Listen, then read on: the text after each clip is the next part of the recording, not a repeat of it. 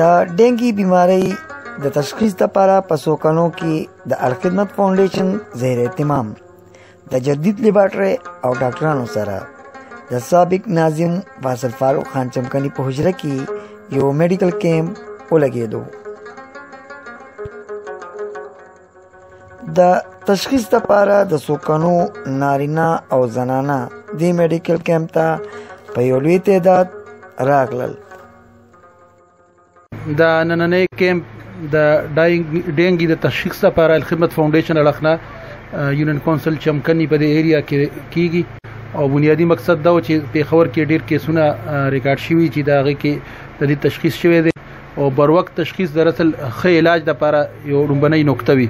نو الخدمت فاونډیشن د دې مرګرو د ټیم شکریا ادا کوو چې د یونین کونسل چمکني تراغل د دې کې د تعلیمي ادارو ماشومان د سکولونو ماشومان د غي ټیچرز نور کمیونټي ټول د لپاره مونږ دغه ځکه یو تنظیم کړی دی. ټول ناول خو مونږ د الخدمت فاونډیشن ډیر شکریا ادا کوو چې راغل سوکانو ته او د موبایل سرویس چې کوم د دی د ډینګي د تشخیص لپاره چې هغه کې فری ټیسټ او فری معاینه د ډاکټر سیم ناشته او خپل یو لیب دی په دې کې خو بنیادی خبره ده چې خلک کو ته د کو یا د کور په درشل باندې یو سہولت ورکول دا ټول کلیه خبره ده. موږ د الخدمت فاونډیشن په دې ډیره شکریا ادا کوو چې زموږ کلی تراغل.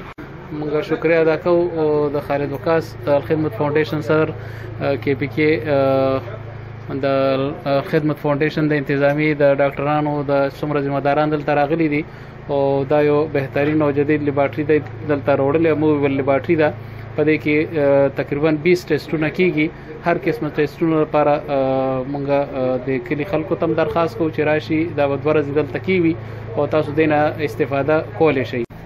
موږ د الخدمت ډیر شکرګزار یو او دا سہولت موږ لرا کو جداد موږ دلته نن د واصل اجره کیو ان شاء الله سبب په سیدانو چوک کیو.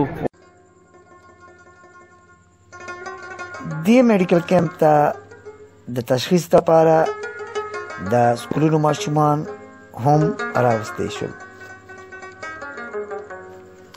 د الخدمت فاونډیشن صوبایي صدر خالد وقاص د میډیکل کیمپ د انتظاماتو جایزه هم واخیسته.